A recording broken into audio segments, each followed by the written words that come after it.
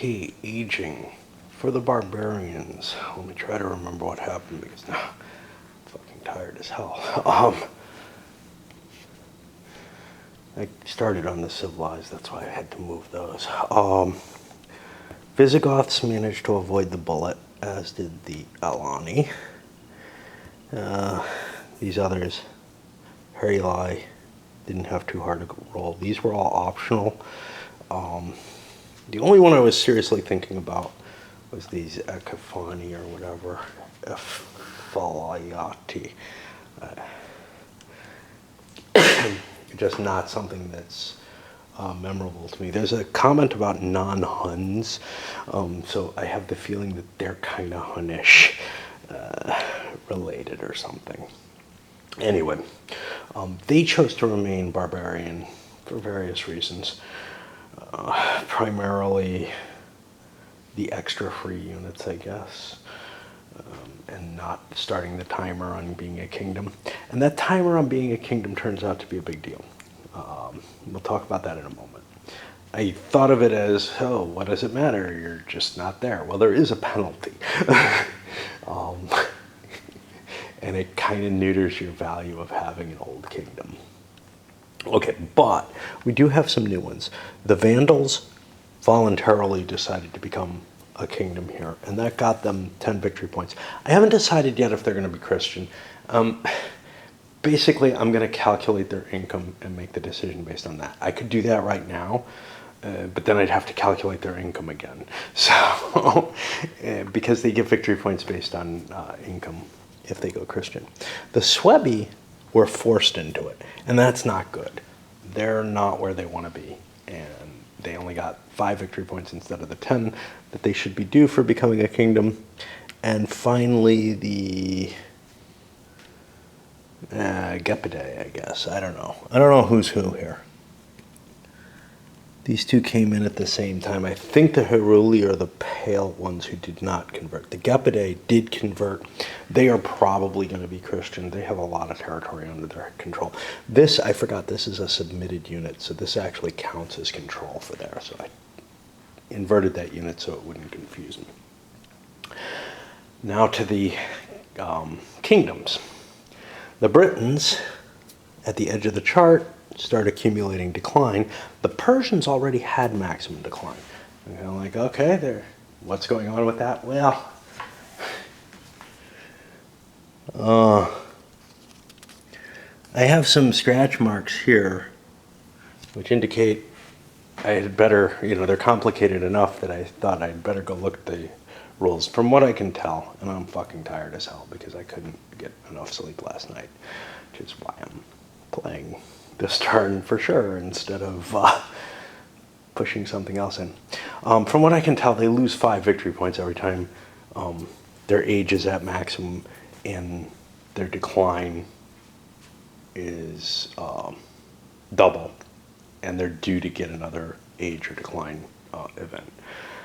So that's minus 5 victory points, and that's going to limit what they can do. Now, given that they can make 20 victory points a turn, and probably can't make that if they transition to Empire, I think the game is saying they should be bashing themselves against the Byzantines as long as the Byzantines are there. On to the rest of these, though, and we can see Rome is going to start having to make collapse rolls very shortly. Okay, new people is coming in, and I wanted to catch something about the Romans first. So, the Roman Emperor Augustulus died. There's no, and no, that's not the case here with Zeno. There's no Rex or anything for a Roman imperial replacement. I don't know what I'm supposed to do. If I'm supposed to, we got, I think probably, since I haven't seen, so there's the usurper, there's these duxes, maybe the imperator is supposed to replace him. I don't know. I don't actually have an answer for this. Or it may just be that there's no emperor. Or something. I haven't been able to look it up. I'm too fucking tired to bother. But yeah, I think I've hit a disconnection, because if you have a two-turn emperor, they can die, you know, in the first turn. It's very likely. So I don't know if I'm going to have a ruler. Equally strange, the Byzantines are noted as having Justinius for both turns 7 and 8 in here, but no Justinius anywhere else. And gosh, I'm gonna go with the book, because not having an emperor seems problematic. I'll put him somewhere. Next time I'm up here, because I'm too tired to go looking up a set of rules again, I have to figure out what's up with the Roman emperor, and I will probably forget that, and what's up with their capital, which I think they can put anywhere, and I probably do not want to put it in Rome. Well, not Rome, but in Italy. I'm probably better off somewhere like Provence, where my forces are more concentrated. Of course, there's a fair chance that Rome doesn't survive this turn, like that the administrative phase collapses them. We start to pull the events. The pink player got one that's kind of nice, actually. It's a religious coup. It allows you to buy an extra diplomacy card for $5, whatever. But $5 for an extra military campaign, which could be really useful. Campaign is just with one leader, though. So, but you know, somebody like Clovis here could do a lot. But now here is the event that is the reshuffle in this game, and I didn't realize how it worked. You know, there's no warnings or anything. Hey, look at this, because I knew it was a reshuffle, or that there was a reshuffle. But what it does is everybody loses half their events and all their chits events. So the fact that like these are unreadable means at least they go away and I can stop worrying about them. But yeah, randomly you lose half your event cards, and then we reshuffle that in with the discard deck. This turn's events are not accounted for in it, though. Thing, again, I never think to look at my events and see, because basically I'd have to look at every hand of every player to see, hey, can they do something? Can they cancel something? Unlike, say, Here I Stand, where you have some events that, you know, come into play at various times. Here, each player's handling multiple different countries and everything. So the idea of keeping some events face up with the, maybe I'll have to deal with this or whatever, that's going to add to the burden of my maintaining the game state, which is already hard enough here. So like Here I Stand maintains the game state just fine. So me flipping a couple event cards up doesn't really add too much to my burden. Because, you know, I mean, some of the event cards maybe face up because they're in play. I leave them face up because I might want to play this. This game, which I contend is unplayable opposed,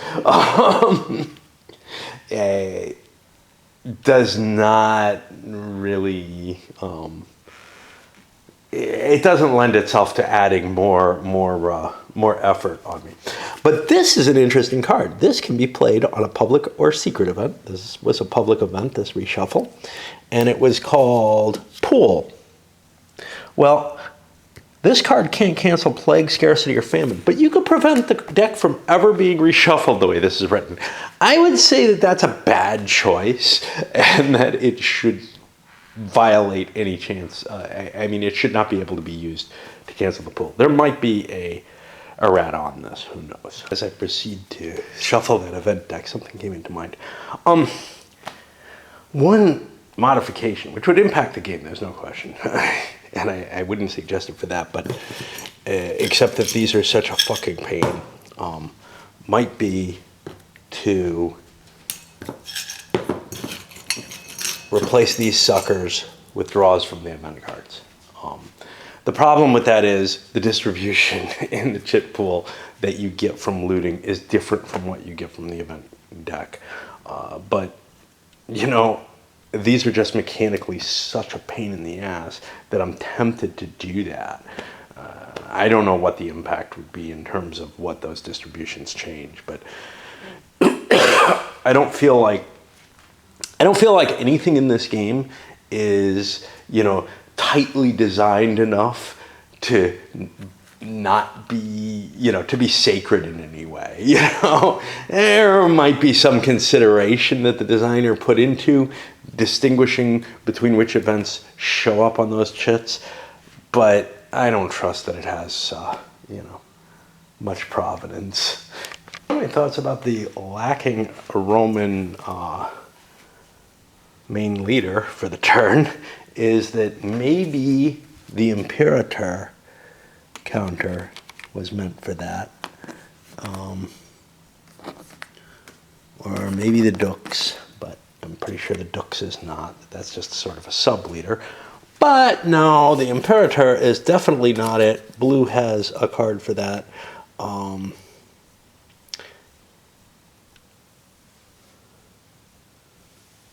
And it's actually a bonus for a non-imperial nation. Okay. I have drawn all my event cards, and that was more painful than usual. After the raids, what happened? Well, some of the raiders don't go on every turn, and this is a turn where a couple of raiders didn't go. More consequence, though, is we had the Kushani and the Blemmings deployed to the board, and that makes them essentially no longer in the game. They become minor kingdoms now, or minor hordes or something or another, and they can no longer generate any points for the players who own them. So they just kind of settle, and I don't know if they can fucking submit. I kind of hope they can't. It's kind of like these guys. I hope they're just people that you can wipe out and get rid of, because otherwise they're going to add more to the burden and the clutter on the board. Now, the annoying complexity of the diplomacy cards. They've worked fine in the first few turns of the game. There weren't a lot of civilized nations. Now there are a whole bunch, and potentially a lot of them could have cards coming to them, which at the very least kingdoms are kind of cool because they don't get them automatically. But let's see. Diplomacy is the middle one. So like the Vandals are going to get one here. I am not looking forward to coping with that many additional cards too, but and part of it because I gotta put the cards somewhere. They go on the player card so that I can remember who owns that particular diplomacy card, because unlike the events, they aren't that way. They don't.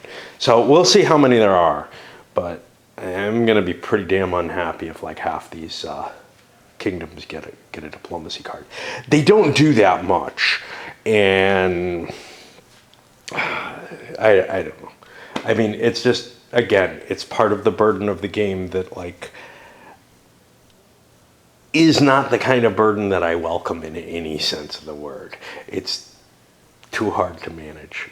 Cards are generally a difficult factor when you're hidden cards when you're playing a game solo. The more entities that hold hands of cards, the harder it gets. And this game, in a sense, there are many entities all holding these event cards. Each player's entity has to do it. So basically, every action in the game, if you wanted to play this effectively, every action in the game, every player would be checking all their cards to see if any of them do something they want during that action. Obviously, I can't take that burden. Now, if it was an opposed game, that burden would be lessened, but it's still quite high, you know? It really is, because you have so many different powers to consider, or so many different nations to consider on the board at any given point, and presumably a fair-sized hand of event cards. You know, the pool can kill them, but yeah. And then you add the chits, where there's one resource where you can learn where that chit, what that chit does. Now, obviously, you could, you know, keep a little notepad and write down what chits you have and all kind of crap like that. But again, it's that increasing burden for what fucking payoff? Not much. I found with those kind of heavily burdened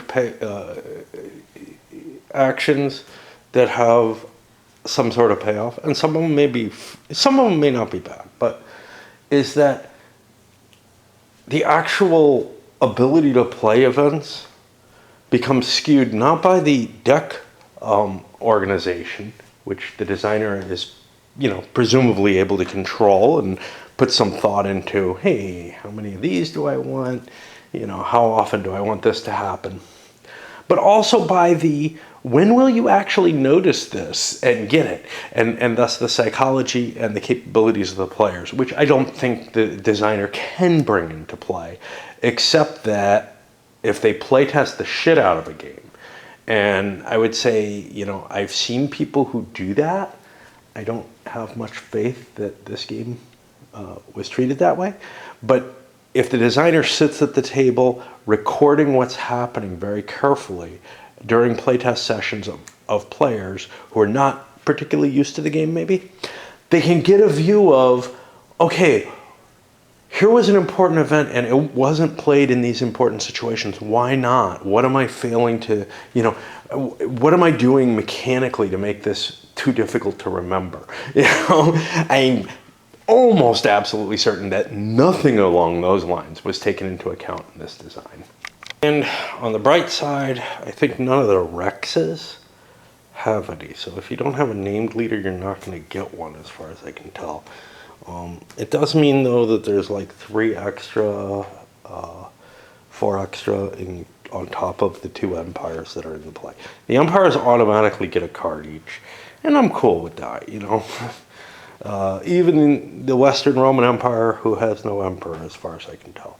Unless, they end up getting a usurpation event, in which case I think they may be able to cause themselves to get an emperor, but there's a high cost to that, so I don't think it's terribly valuable to them. Where are we now? We're going into the administrative phase, and I am in no condition to cope with that after having played some of this game. I mean, it is just so fucking fatiguing. My viewers on YouTube actually brought up, hey, this is going to take you as long as something I played recently and had some fun with, Stellar Horizons. In that dark little box there, or big box. And I mean, in terms of overall time that I'm spent coping with the game, probably. That game, I almost always could be playing. I could come up, do an action, yes, as new things started showing up, and I certainly screwed things up. As new things started showing up, it might take me a little while to figure them out. But this game, like most of Thibault's designs, the new things that start showing up are all by individual special rule. They're not something that repeats turn after turn after turn. And then there's very high burden things like figuring out, the borders of the area because they're not drawn well on the map, but also figuring out who controls an area. Even if the information displayed on the map was easily accessible, right?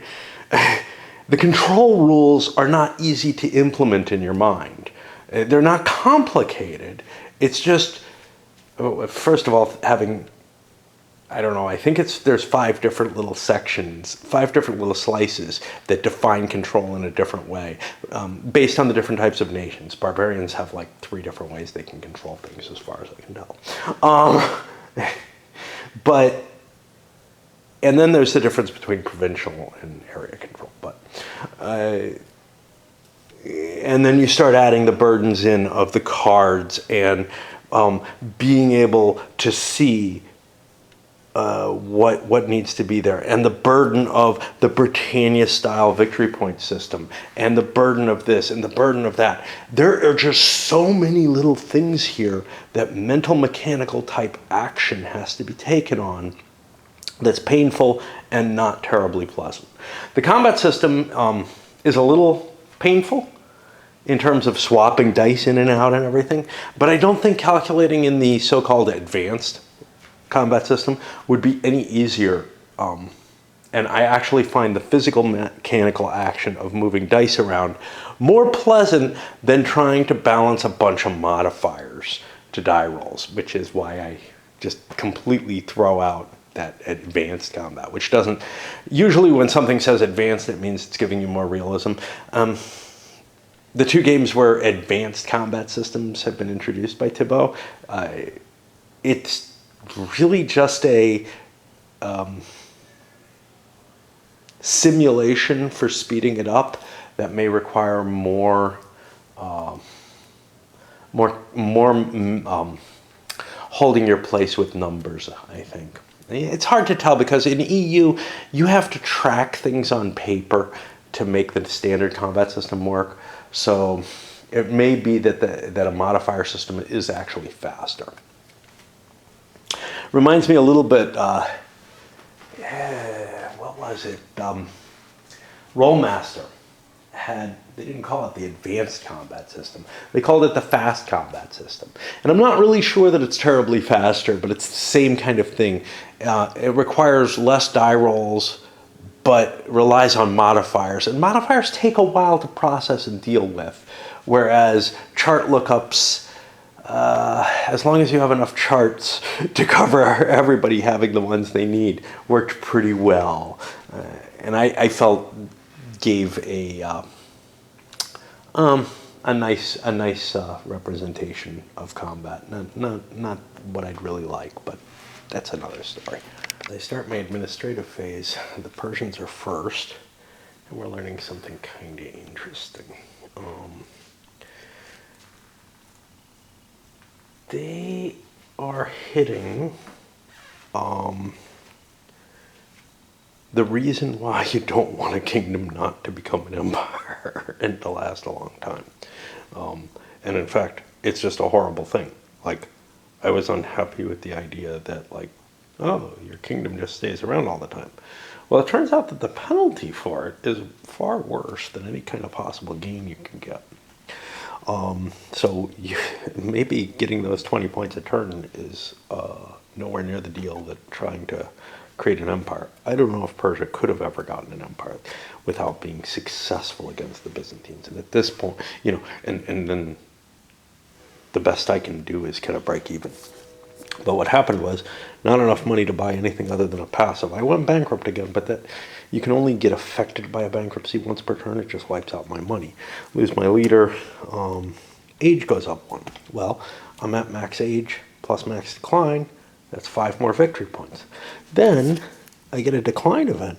Another decline. 5 more victory points. Right now I'm at negative 15 victory points for Persia for the game. Now, what's nice about empires is this doesn't happen to them, right? They collapse if they go bankrupt. So they face none of this. So Red, who's been scoring up the points all game, doesn't really have to worry about this with its old surviving elements. A horrible case, once again, of trying to establish, hey, who owns what for the income status? I don't think Persians own anything. They own the provinces they're parked in, but I think they have lost their control over Mesopotamia and Persia at some point or another. Again, there's no easy way to mark that, but it looks like Rome took stuff from them. This was not in Persian hands last, I don't think. Again, you can't really recall. This was, so if 1, 2, 3, 4, 5 is enough, maybe they're still in control, but I'm not positive. Wait a minute. I bet you there's a border here. Make that 1, 2, 3, 4. Because for whatever reason, this little space across the river is part of it. So 4, how big is Mesopotamia? The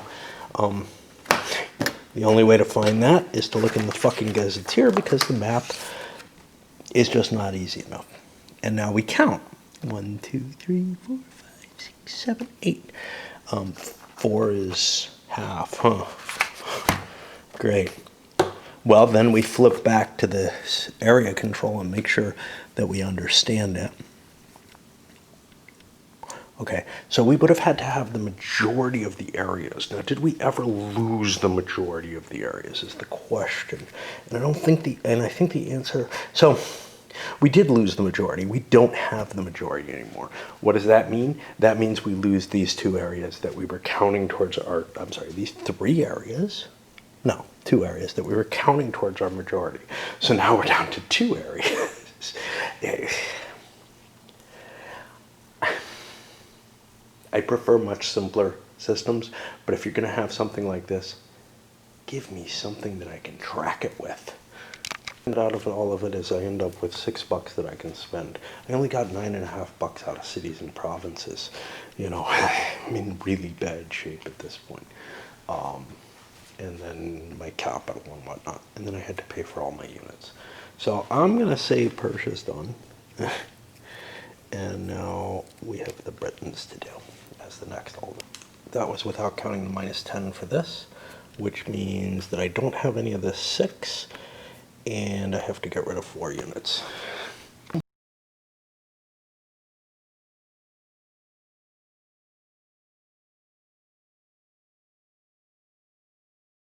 Point or another, I'm going to foresee this, that I'm going to be with nothing but a subjugated capital that's going to generate negative victory points for me for the rest of the game.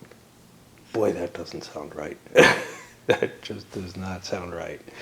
I think you should be, I don't know. I mean, obviously you can't just abandon a country. You got to take your licks. And this is the problem with the, well, not really. In Hispania, you get negative victory points, but that's because you have to pay a bid for each country. And there's a minimum bid. So like for the Visigoths, they just end up generating a lot of negative points. Kind of like in EU, the Russians just lose you points for the rest of the game. Britons also ended up with a double decline or a second decline, and that brings them to having $1 left after paying maintenance. So they only lose 5 points for the turn. They had a bankruptcy. Yep. Didn't they? Yeah, they had a bankruptcy. That's what threw them into decline. And they too are kind of a failed state at this point. As soon as a kingdom gets old, it just becomes hell. So I can't afford anything. This is Arthur's turn, and he gets his heavy cav. Might be able to do something, but you know, I'm going to be losing 5-10 points a turn off of each of these old kingdoms, and there's no way to get rid of them that I can tell. They aren't that much better off. They took a bankruptcy, which aged them. They got a card, which aged them. At the end of that, they're at $5 after paying maintenance on one of the Frankish, on the unit that they loaned to the Franks. I mean, we don't want to get up here and start losing points. And I don't really see any reason to have pieces. I can't really use them. My only real hope is that something bad happens to the Franks, or somebody else conquers us, or whatever. I mean, I don't see any good answer. Even for the younger kingdoms, this guy's aging fast. It's worse than that. It's a 2-space age, not a 1-space age, and a decline. Which means there's not going to be any money left for the Alemanni next turn. They didn't even have an option. Times 1 decline, we'll throw this here. There's no room for that. That means they did not have their $5 extra because they got spent it. And we're facing something similar, another bankruptcy, this time for the Franks. This is my own fault, leaving that cash lying around. They had to pay for a card. It bankrupted them. Yeah. And, oops. What did I threw somebody back. I think the Franks are here. I don't fucking know what I'm doing anymore. The Alemanni are the ones who are supposed to be bankrupt, and I moved somebody back from 5. I think it was the Franks. They're at 5 because of this, but now I have to figure out their income. Now they're going to actually get some income, but they also have a large number of troops.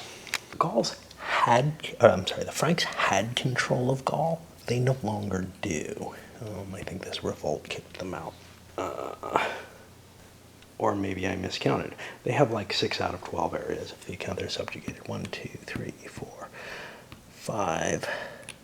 Oh, they had 7 out of 12. Okay, so they have 7 out of 12, make it 6 out of 12 for this. Have we lost it? Does that mean we lost it? I don't know. I gotta think. I no longer have the majority. I am not an empire, so I don't keep things no matter what. That's, I believe, the way this is just so fucking crazy. The nation controls empty provinces and areas it controls. Somewhere in here I have this civilized don't, oh God, civilized don't lose control. Okay, so I think I've kept control, actually, of Gaul, which means I get a lot of points because I get all the points for Northern Gaul. And that's the thing. If you can't manage to get an area, you're fucked. But does that mean my Persians aren't fucked? God damn it. I don't know. All I have is this pencil, so I'm going to go down and read the living rules on my computer because, again, my tablet, I have a tablet. It's a little fucked up. But it also is just not a good way to read things. Neither is the computer, but at least I can get the screen to display. It looks like the francs are going to collapse pretty soon because they're already in decline. They managed to save themselves so that they have $5 left. Their age isn't that high. They're only one level in decline. Yeah, they're great. But I was unable to build units and keep my treasury that big, even with, subject nation costs. I am going to convert to Christianity now because I think this is the most victory points I'm going to get. And doing so, I'll get me the income of each non-heretical Catholic province that I have. And that's not going to be a lot, but it's all I'll get. If I'm misplaying something, and this is a problem with this kind of game. I don't know if I'm misplaying something in terms of I don't understand the rules. If I'm misplaying it in terms of there are things you can do to prevent yourself from going into decline. I can kind of see some things that I could do. Not, like not spend all my money on troops to get those victory points, whatever. Or if the game is just fundamentally flawed and kingdoms are never going to grow to the level at which you expect them to grow. I feel like it's a mixture. Like maybe there's a rule I'm missing. Maybe there's something I'm not understanding. It's this rule book. It is so possible, especially given that it's just undergone several revisions. But it's quite possible that there's a rule that I'm just not aware of, not understanding, not seeing.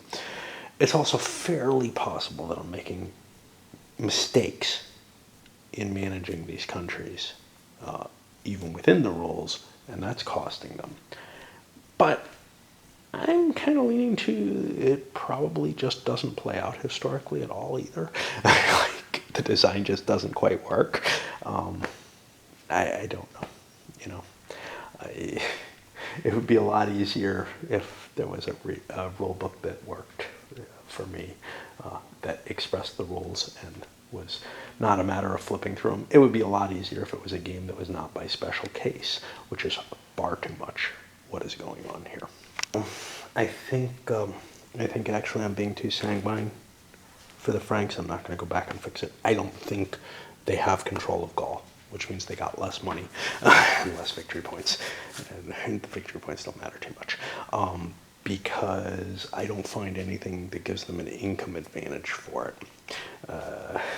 They don't get a control. The control rules don't say anything about subjugated. So actually, I think the Franks are in worse shape, and I'll give them that. I'll take their money away because I'm doing the Ostrogoths, and I'm like, well, wait a minute. I don't control Illyria just by subjugating this guy, Although actually that's not the case.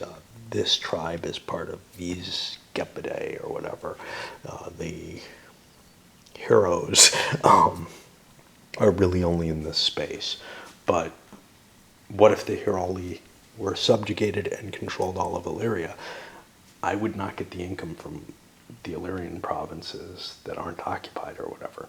So the reality is we're going to be losing 1, 2.5. I think 2.5 money, 2.5 victory points. We're going to call that 3 in each direction because I think I rounded up. Ostrogoths and Burgundians are in their second turn, if I remember correctly, of being a kingdom. So they got a $10 bonus at the beginning of this. That was enough to save the fairly decent-sized Ostrogoth army so that I was able to build a heavy cav unit and still have enough money that potentially I could play a card next turn without going bankrupt. Bankruptcy is horrible. It adds, I'm trying to put here, it's worse than I remembered it being. It adds 2 spaces of age, decline level, and a catastrophe, which I haven't been remembering to play. Okay, well, we'll have to draw some random catastrophes, I guess, on people. Not so good for the Burgundians. Yes, they got the $10 extra, but they're not sitting on rich territory. They're due to fall apart very quickly. Even though, their age is low, they're almost going into certain bankruptcy. So Persia drew no effect, no big deal. The Britons took a loss of units, and they lost a couple of their units they had to pay for. The Alemanni got a heresy, which doesn't affect them because they're only in one area. And our good friends, the Franks, got this one in action. Oh, this one just rocks. So there's no way to mark this. Each of the nation's leaders who want to attack must first make a successful interception. Okay, but this card has to keep going back in the deck. It can't sit on the Franks, right? Well, that's exactly how I'm going to mark it, because I'm not going to start writing down all kind of notes. But it becomes clear there's no way to indicate stuff. This card is supposed to be back in that deck so that somebody else can draw it. But there's no markers, nothing to do this. The only way you can do it is to write little sticky notes or something like that. And again, the type of game this is, it just does not seem like it should be relying on this kind of shit. The last of the kingdoms, the Gepidae, they had to pay for an expensive reform card. Luckily, they get their $20 for just becoming a kingdom, so they could afford it. I don't like either of these choices. This one's painful, but it unages you. That doesn't really help me. But it creates a heresy, which may be less of a big deal than anything else. I would lose my leader. This one, on the other hand, would age me a space extra. But it would generate a revolt. By the way, I made a roll. The Franks cleared their revolt up. I forgot to do that during their turn.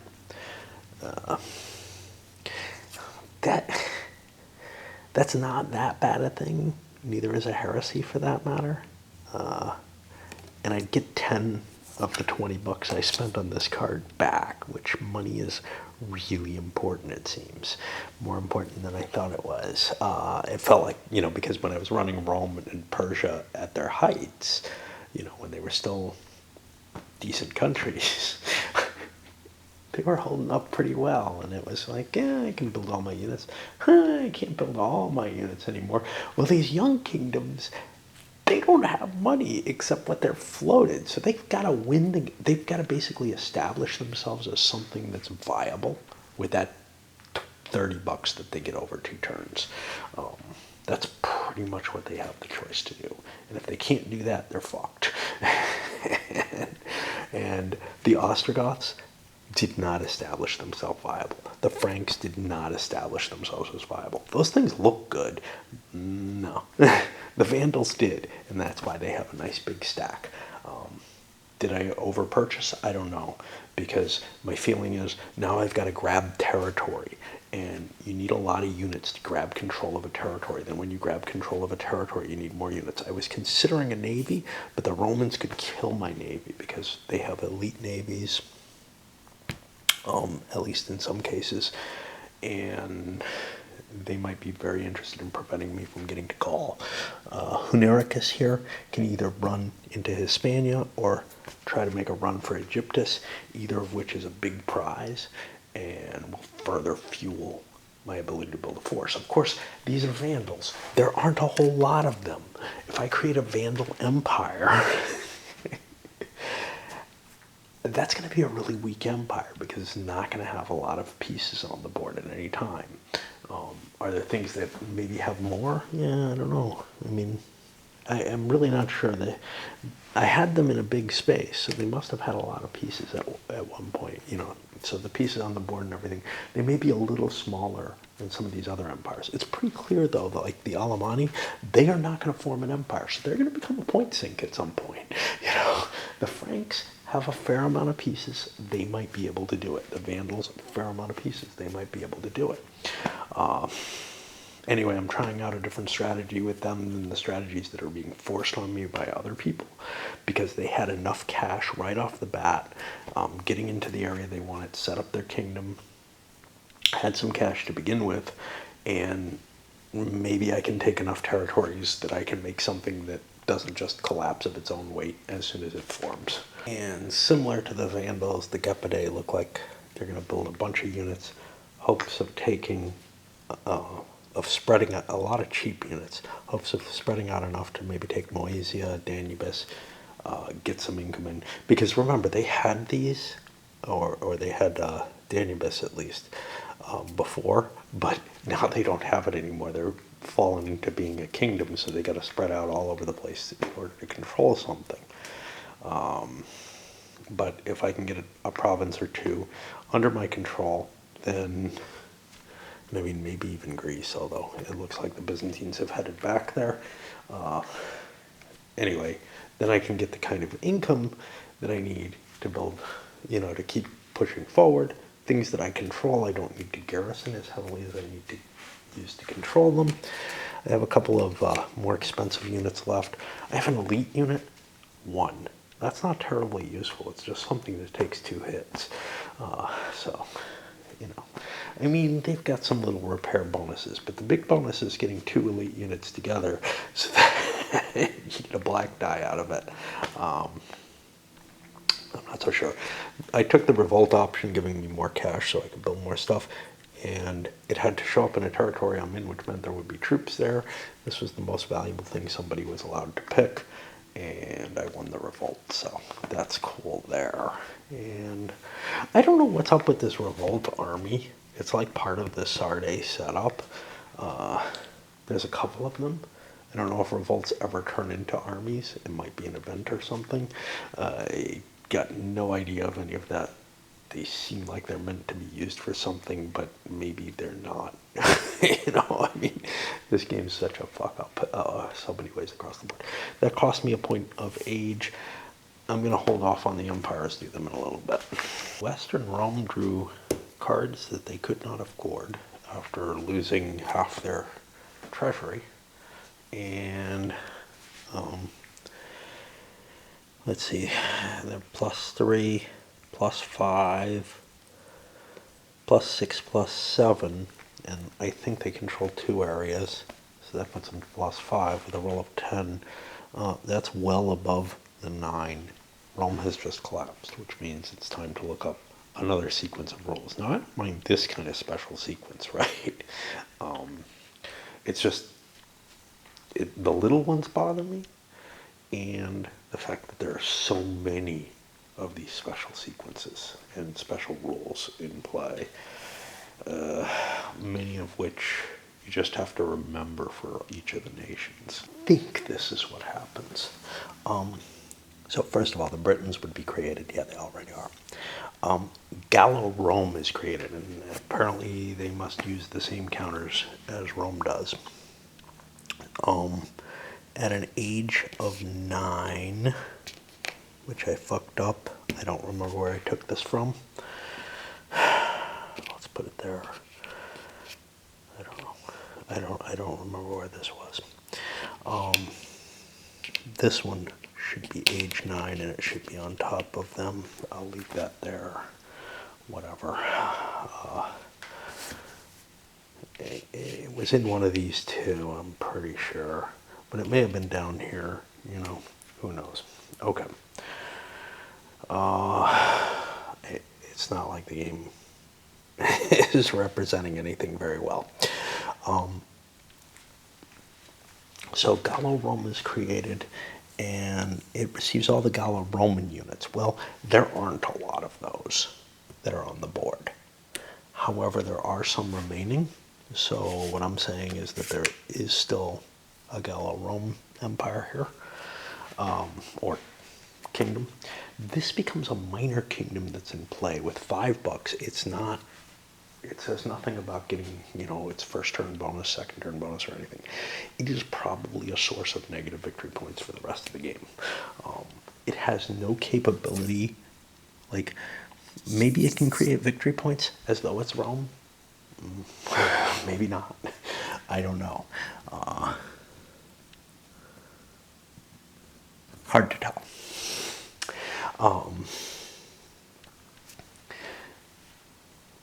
I don't think it gets any active administrative phase because the kingdoms have all already gone. So, again, not covered here. But it does get a capital, which I guess raises this to a +2 to a level 2 city with walls. I could have put it on a better city if I had so desired. Similarly, I've made Cartagena. I think I'll make it over here in Toledo. Well, see, there's an advantage to this. Yeah, but not a big one. Okay, we're not going to worry about that. We'll get to the Hispanos in a minute. So that's the capital, and the kingdom inherits the Roman age and treasury markers. Okay, so that's that. That will continue to run, and I'll use this card to represent it because it is an active kingdom, but it's one that I think is only hell. On the other side, there's Hispano-Roman and Afro-Roman territories. Well, there's nothing in Africa left, so that doesn't happen. Remember, Rome lost control of all of Africa, even though the Vandals haven't reestablished the control they had as barbarians. They lost that, I think. These two are inactive kingdoms. That means I'm not going to have to draw cards and lose victory points for them. They get their own units. Well, the Hispanic units are here in Tarraconensis. That's fine. I actually have almost all of Spain and almost all of southern Gaul for now. That can change. I expect it will. And the Eastern Roman become the sole legitimate Roman Empire. All former Roman provinces that weren't counted there would fall under Byzantine control. Italy was not still controlled by Rome, so basically there's nothing to transfer over. Illyria obviously was lost, and we discussed the others, or North Gaul too. Any foederati returned to the Byzantines. Any clients and vassals are just lost. There aren't any of these. Anyway. What that means is there's a whole bunch of units, including the barbarian mercenaries, the auxiliaries and such, that I think just disappear. So they're all bagged now, along with the remaining Roman leaders. Had there been any generals, I think they would come up as as Gallic commanders, but there were none remaining that I saw. All right, that got one problem out of the way. I still don't know what is up with Rome itself. Like it was captured. There's no rules that say that counter goes away or becomes anything different. And anyway, it shouldn't. It's a level 1 fortification. You can't have that anywhere else. The only option is, well, maybe this could have happened. And then is it a city site? What? I don't know. So as of right now, I've got no rules that tell me how to use that counter. Maybe something will show up. I guess this means I will not be able to reunite Rome because you need both Romes for that to happen. So on to the Byzantines. After spending all my remaining cash, remember I'm halved because I'm old, an old Roman, only the Romans and the Byzantines are affected by this rule. I would think every empire should be, but no. At least not as far as I can tell. Those are special rules for the Romans and Byzantines, not just reminders. The game doesn't make reminders. It doesn't do anything that helpful. I spent all my money on a military thing. I could not use the reform options, and I had a fair hand of them.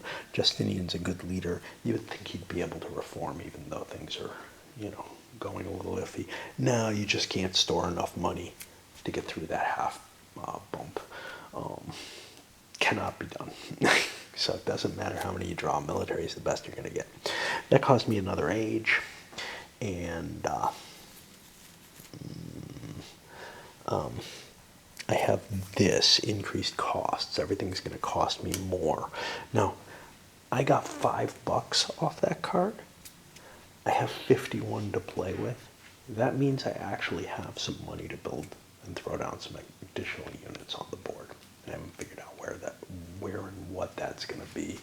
I'm not sure what my goals are. Some places I don't know about. This is in Italy.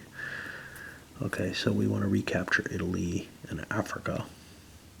I don't know where Hispaniola is, but I would think it's in Spain. Yes.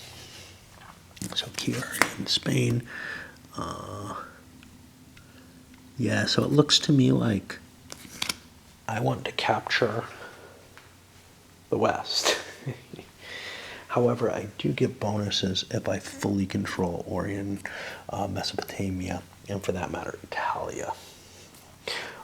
But yeah, this is hey, Justinian should be trying to reestablish control over the Western Empire, and that's where most of my points are, which means, yeah, I might want to take Mesopotamia and get those points there, but my main goal is going to be towards the West from now on, which seems a little twisted. Probably is. Okay, well, I'm not sure I did the right thing here. I built an elite unit and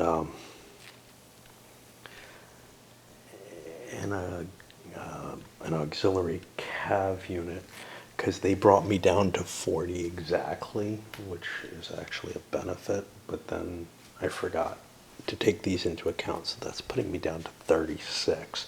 And I'm not sure I'm happy with that. But I kind of have to build the elite unit. It's my only real... Well, I can build limitades, but I like the good units, It tends to be more important to have a stack of good units than it is to have a bunch of crap for the Empire. Because I can hold most of my territory. I also lost both my revolt suppressions, which sucks.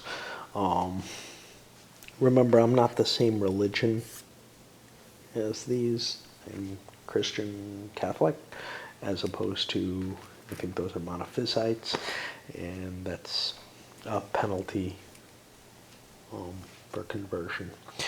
And what else?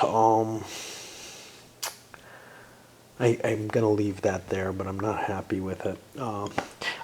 All my forces being over here, I'm going to continue moving on Mesopotamia, although I may make some sort of attempt to get into Sicily, southern Italy, whatever, to put pressures in that direction. It's really a tough thing because the easiest place for me to take would be Hispania, but I would need another navy. Now I have I would need a couple other navies. So that's a long reach. I only have 2 remaining navies, so I'd have to abandon the Black Sea, build them both, and get to there. And I probably can't get there in one hop. So I'm thinking I need to establish that foothold in Sicily first, so I don't actually need the navy for that. I gotta be a little careful though. These legionary units, they go back at the end of every turn, so I can't keep Sicily unless I bring an auxiliary with me to hold it, which feels stupid. You know, it's like so my understanding of Rome is, yes, there were legions that were designated to be in certain places, but that designation could be rearranged. You know, you're not like, oh, we sent the Greek garrison here, so, well, now, you know, there is no Italian garrison, right? There are no legions for the West. But I think that actually portrays something kind of reasonable. This is the heartland. The actual legionary units are going to be from there, as are the Limitates that are converted over. So pretty much the only thing that I can hold territory with is these kind of things. So I may not be able to take Sicily this turn. Here's the problem. The next victory point turn is turn 9, and the Byzantines care about the end of the game too. But I'm going to concentrate more on trying to get Mesopotamia, to get the Orient and Egypt under control, to make sure that my eastern provinces are good. The danger there, of course, is I know the Arabs are coming. I don't know what they are. I think they're just raiders. I think they're these raiders here, so maybe that's not that big a deal. I'm going to play a little bit more off of this video just because it's not even an hour yet. But I think we're up to the military phase, and that's the end for tonight. Way sort of open. The Visigoths decide to leave their horde behind so they can use their campaigns.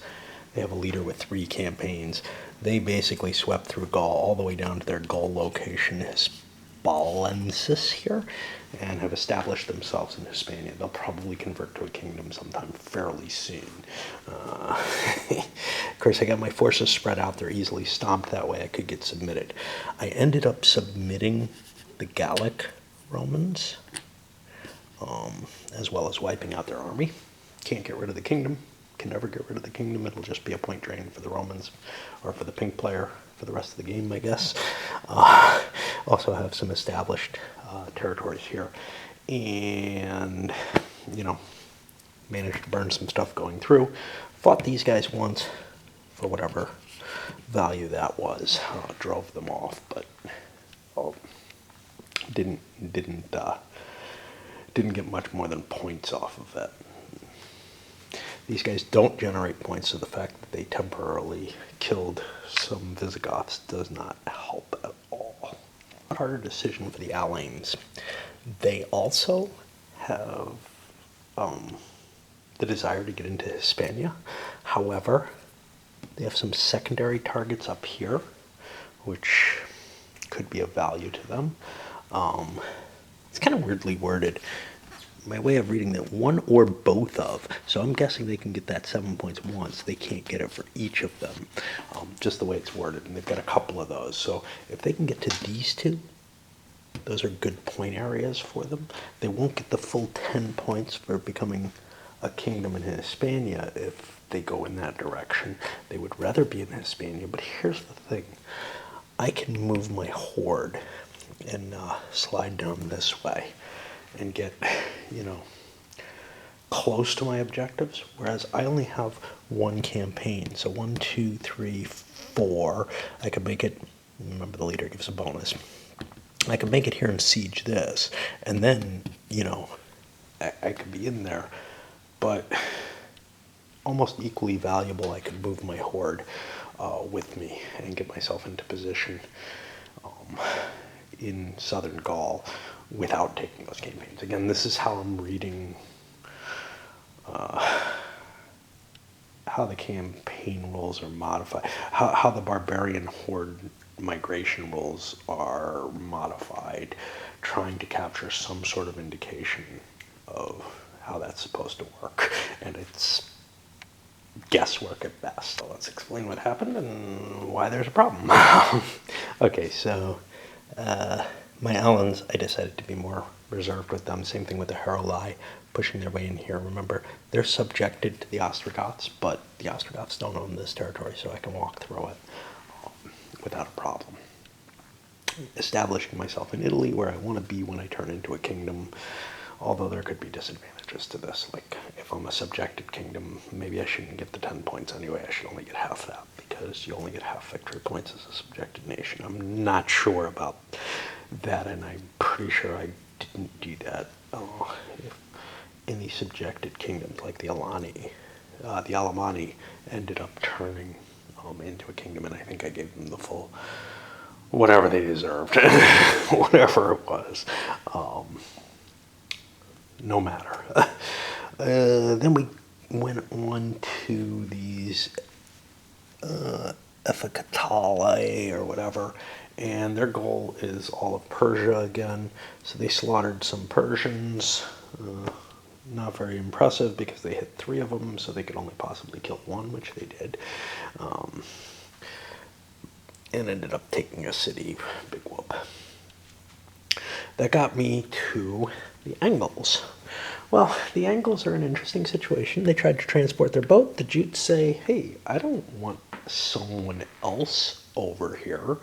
I know there's an Anglo-Saxon, like, alignment that happens, but they intercepted with their boat and knocked out the Angle boat and prevented it from making the crossing and killed it, got a victory point for it.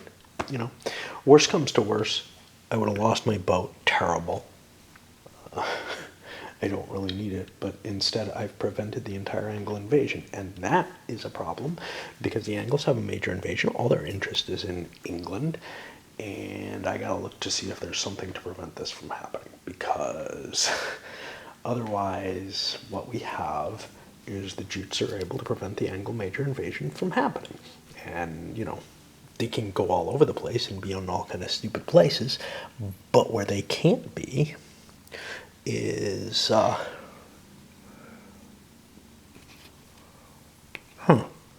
So I've been reading these things as crossing arrows. It's these little arrows here. So there is not one between there. It hasn't impacted anything. I was just like, oh, the dashed lines certainly are not crossing arrows. Okay. Yeah, so if things stand as they are, the Angles are pretty much hosed for the game because they lost a naval battle. They may have also lost some units because of that were being transported, and that might include their horde, which God knows what that does. So I'm going to look and try to figure out what the fuck is up with this. I spent a couple of minutes looking in the living rules to see if there was anything that disallowed this, but no. As far as I can tell, the Jutes can intercept. They did destroy. I couldn't bring the horde with me, but I brought everything else. I don't know what would happen if the horde is destroyed. I honestly don't. Like, I think it means I can't be subjugated or whatever. But yeah, I think the Angles are now in 2 different places. They can create a kingdom up here, I guess. I don't know. But they can't move their horde. They can't defend it. They were only allowed to carry 3 units at a time. Is the horde a unit? God, I don't know. I mean, like, the idea of hordes traveling by sea isn't really covered in the rules, but it's obviously meant to happen. But yeah, we got intercepted, destroyed, we're gone, and I don't know what will happen. The Lombards could maybe subjugate us, and then, I don't know, you know, nobody else really can. I guess the Jutes could sail back and do so. I don't think there's too much of a horrible thing with the Angles being without with their horde on the continent and some other guys over there. That doesn't seem to impact anything. It's the same kind of situation as the Visigoths running as hard as they could down here so that they can build their capital over there, even though they're hordes in Italy and that's where the risk is. So I don't think that's a terrible thing. But yeah, we destroyed the Angle army that was heading forward, for whatever that's worth. And it could be possible that the Angles, if these guys get destroyed, end up over here. And that's the only place they can be, and they never make it to Britain, you know. How fair is that? How reasonable? I don't know. You know, this whole game is such a mess. Like, maybe there should be a rule that the barbarian navies can't interfere with each other. I couldn't find one. And again, you know, the things I was searching for in the living rules, there's no way. Ooh, I don't know if you can see the moon there through the glares of my lights, but nice harvest moon coming up again. Probably with Mars right above it. I have my things with Mars. But yeah, I'm kind of left with this. Okay, this feels really weird, but I'm not sure it's game breaking. Like, there's plenty of other stuff that seems at least as fucked up. So yeah, you know, the Angles have a 50-50 chance of making it over to Britain with their reinforcements if the Jutes decide to take a shot at it. Maybe better than 50-50, you know, because it's quite possible. First of all, I think they have the defensive bonus on an interception. But yeah, their ship got destroyed, and boom, they're down. So yippee-ki-yay, and their king went with it. Give them another chance for what it's worth. We get an extra black die in naval combat. What am I going to use in naval combat? Okay, so I killed the Jutes as well, and I get a point for that. But still, my fleet's been sunk, and there's nothing much that can be done. But what the hell? Might as well use a shitty event when I have it. I'm taking that card back because it does me absolutely no good to kill the Jute. I don't get a victory point off of them for whatever reason. The Jutes get victory points off of killing Angles. The Angles don't get them off killing Jutes. Seems kind of random, and it could not possibly have saved me. The only thing that could save me was not getting hit. So, yeah, I don't know what the hell the Angles are going to do now. Sort of feeling of pointlessness about the battles because of the recovery costs, etc. So we had, I think it was 2 Briton units hitting the Saxons after they moved into here on their turn. And a Briton elite unit was killed, 2 hits on that. I'll recover that. 2 of the 3 all 3 Saxon units were killed, so 2 of the 3 come back. The horde was not destroyed. The king was killed, though, which prevents a campaign from happening. But yeah, the Saxons are thrown back to where they were, and each side gets a couple of victory points and everything, but it just feels so much like I'm mechanically throwing dice and everything, and not a lot's actually changing. There is a reality to that. In that 25-year period or whatever of a turn, that it makes sense that, you know, armies aren't permanently eliminated and stuff like that. But again, it's much less satisfying than the Britannia style thing, which is, you know, trying to reflect a whole people's, not this more detailed military view at a scale that's so far, you know, blown out in terms of distance that really the detailed military view doesn't really make sense anymore, you know. In fact, one of the problems with Britannia is, hey, how do you deal with these big invasions and stuff? Do they really make sense? Well, they're such an abstraction that you can kind of do some hand-wavy stuff and say, yeah, it kind of makes sense in some way. But with this, I'm not sure that it doesn't make sense. You can certainly wave your hands around in this too and say, well, you know, you got 25 years to recover those armies. They're not going to be permanently destroyed. In fact, chances are, in a sense, the losses that you take in this that are unrecoverable are sort of the unbelievable aspect of it. But it's very unsatisfying to play a game where you're just bouncing off each other, generating victory points for no reason, maybe gaining some territory, but not really getting much out of it. It's not like you're wiping out and conquering a people or anything like that. That's only handled by taking, the subjugation, I guess. On the last couple of barbarians, the Jutes shift here. They like this a little bit better. It's worth a little bit more. And again, the Britons don't control Britain, so I can do that even though I'm subjugated. I forgot to put their king on the board. He's not very impressive, but he should be there. Then to the final of the barbarians that's left, and then we're going to load this up. We're the Lombards. Oh, by the way, I moved the angles over here onto the Copenhagen Island. I don't know what it's called. They call it Sklandia, which might be the name of the island. Major invasion, so I was able to do 2 horde movements.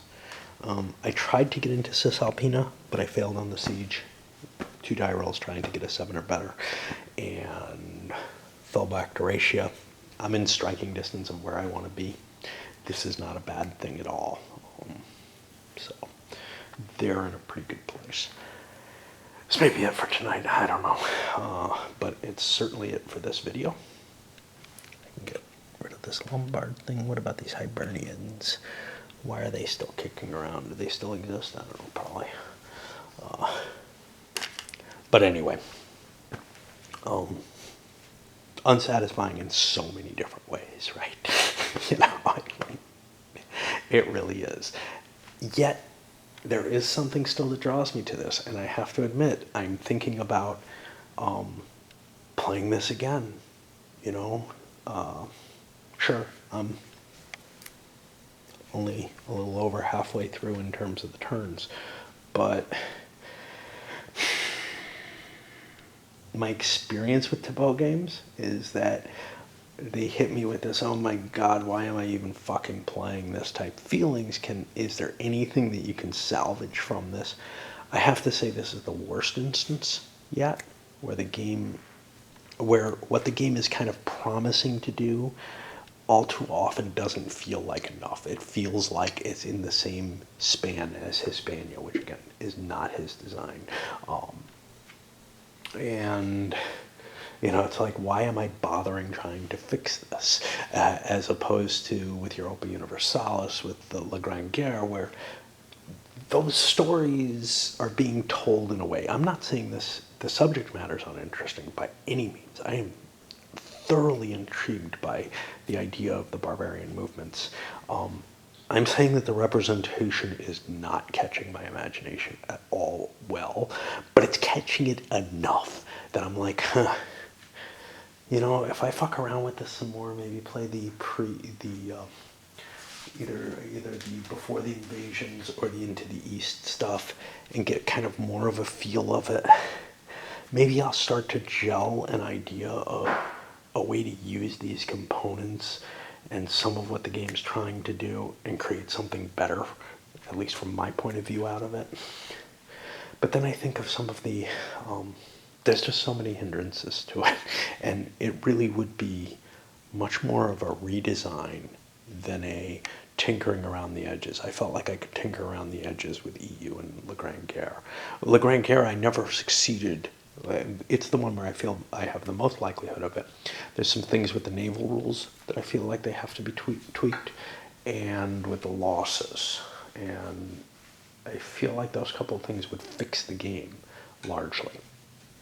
Actually, not so much with the losses as the recovery of units. The manpower recovery seems too low. The armies aren't as big as they should be at the end. After you fight, you're pretty much forced to fight a certain level of a certain level of effort, and you fight that level of effort, and your armies are gone on both sides. It's like, if the recovery rates were higher than they are, if you're saying, sure, maybe there was some number crunching going on in there, and some magic that made them come to those numbers, but in terms of replacement rates and everything. But if you're not getting a realistic solution out of it, maybe you do some hand waving there and say, look, the casualty rates are showing up as too high from the combat system. Therefore, the recovery rates, assume that those are units that had to be pulled back and rested for a couple of weeks or whatever. The recovery rates should be higher than they are. They shouldn't just be based on the actual absolute manpower that could be thrown back into the meat grinder. With EU, the tinkering is really along the edges. It's general. It's in two big places. One is the victory points. Who cares about the victory points? If you're interested in the story, it doesn't matter that much, which is kind of what I've gotten with this. Is I highly doubt that this is at all balanced. Fuck it. The other is with a number of the events where I feel like when that event comes up, I have to say, that doesn't really work the way it does. The Risto events try to fix that. Maybe they do in some cases. I don't think I've played with them yet. I may have played with them the last time when I did a video. If I have played with them, I played with them in the video that I did. They did not solve the core problems, which are like, Russia's victory points aren't the only problem. It's that Russia doesn't happen. Russia is just permanently in chaos and collapse throughout the game. It's not able to fight its neighbors. That's one aspect of it. Another is the Dutch don't really decrease, which again fits into the victory points. If the Dutch got weaker, if the Russians got as strong as they should, then the victory points would go along with it. So I'd have to tinker more with the events that make the nations the way they are. There are some other things too, but anyway, that's a matter of picking off these little bits of these special rules that are in the game. But this one, it just feels like the core design idea is not expressing the concept of like,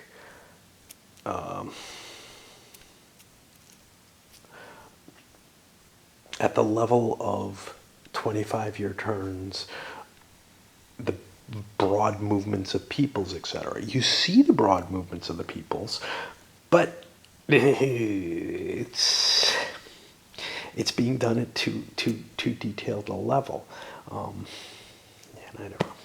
I just don't know. Curious when before the invasions actually starts. Yeah, it doesn't start very early. It starts in 250 AD. I am watching some stuff on actually the predecessor, the Roman Civil Wars, the Caesar Pompey Wars, etc. Pompey, that has me kind of excited about that kind of thing. So, for example, these folk up here are not really part of Hispania for the longest time. Essentially the Basque people. Anyway, I'm going to send this one up. I've babbled a whole hell of a lot. But it is quite possible that I'll just, play some small stuff while I'm doing this offline next time. If that happens, I'll probably come back with an addendum to say anything else that I've learned about it. But all right, I'll say this much about both of Thibault's earlier games, Hispania, a number of other games. Generally, that first experience where something's flawed in this way, it stays flawed in that way. So like Hispania, I've played I've played at least a half dozen times. Okay. And the same flaws keep showing up. So either I'm unable to see something and I'm just missing something and I can never get over that hump, and that's possible. Freedom in the Galaxy I feel the same way about. However, other people feel the same way too. It's impossible to win with the rebels, with La Grande Guerre, the same kind of situations just keep coming up, the same flaws keep coming up where I'm feeling, there's either a fundamental flaw in me or there's a fundamental flaw with the game or some combination of the two. But the weird thing, Freedom in the Galaxy fits there too, as do most of the Azor Wish games that I kind of like and am addicted to and keep coming back to, is the oh, if I could only just fix this, and I gotta play it, and I'll play it a couple of times, and try to get a grasp on what might need to be fixed or whatever. And I never quite, nail it down and do it right or whatever. And that's the way my life is, right? I look at something and I say, I think I could fix this way. And I'll make a half-assed attempt.